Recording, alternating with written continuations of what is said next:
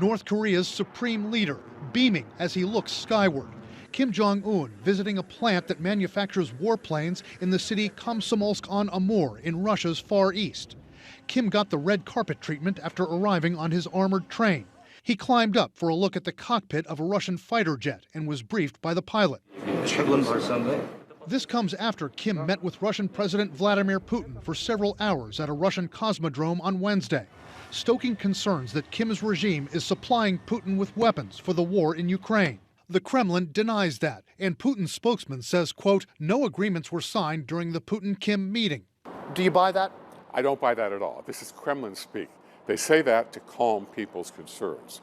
And there are a lot of people who are concerned about this visit, this meeting. In fact, an official from South Korea's presidential office says weapons provided by North Korea have already been used by Russia on the battlefield in Ukraine. And the Biden administration believes North Korea delivered rockets and missiles last year for use in Ukraine by Wagner mercenary forces. Talks about the provision of weapons by North Korea to Russia to kill Ukrainians have been advancing and continue to advance. What would both Kim Jong Un and Vladimir Putin get from any deal? Russia, on the one hand, quite desperately needs sources of ammunition and in some cases artillery systems themselves. North Korea, analysts say, is looking to get advanced Russian technology for its weapons and possibly the kind of modern fighter jets that Kim just inspected. But it's not just weapons that these dictators need. North Korea needs food. It always needs food. In addition, and I think this is worth watching, Russia needs labor. Russia is currently facing the most severe labor shortages since records began. And North Korea's been known to send laborers to Russia in the past. Analysts say this rekindled friendship between Putin and Kim, while evoking fears of Cold War-style partnerships of the past, also signals a reduction in stature for the former KGB colonel in the Kremlin.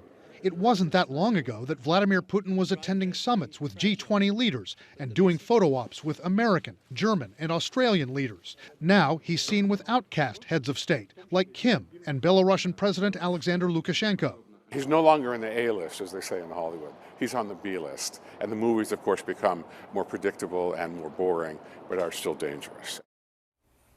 Two analysts we spoke to say what they're even more worried about than North Korea supplying weapons and ammunition to Russia is the possibility that that kind of a deal could open the door for China to start sending weapons to Russia secretly through North Korea. Wolf? All right, Brian, thank you. Brian Todd reporting. For more on this, I'm joined now by Sidney Seiler. He's a former National Intelligence Officer for North Korea over at the U.S. National Intelligence Council.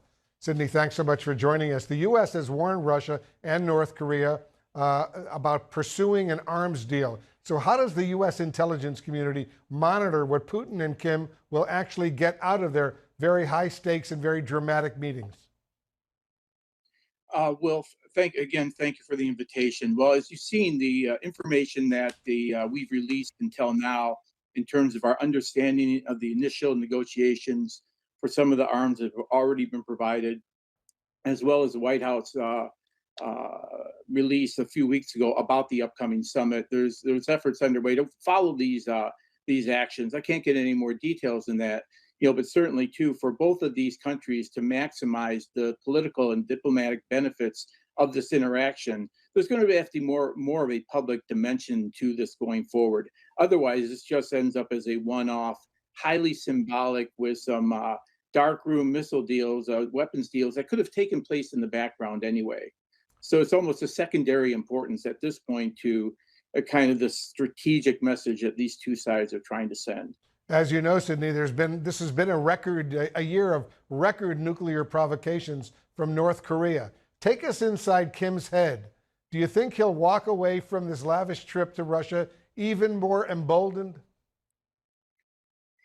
Well, that is absolutely the biggest concern that I think we have to face here, whether it's merely because Russia provides some technologies maybe to service some aging Soviet era fighter aircraft, or to provide some type of assistance to help Kim have a successful satellite launch.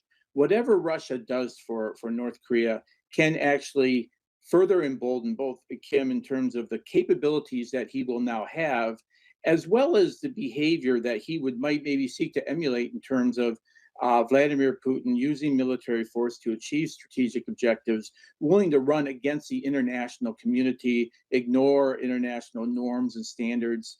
And that type of behavior, if Kim believes he now has a flashing yellow light, that could be potentially destabilizing and dangerous on the peninsula. Certainly could be. If North Korea were to provide weapons to Russia for its war in Ukraine, do you think that could pave the way for China to covertly do the same thing? I don't know that China's calculation would necessarily be impacted so much by this deal. I think China's got its own calculation in terms of what it's willing to do, how far it's willing to associate itself with Vladimir Putin's actions, how much assistance China is willing to give to Russia.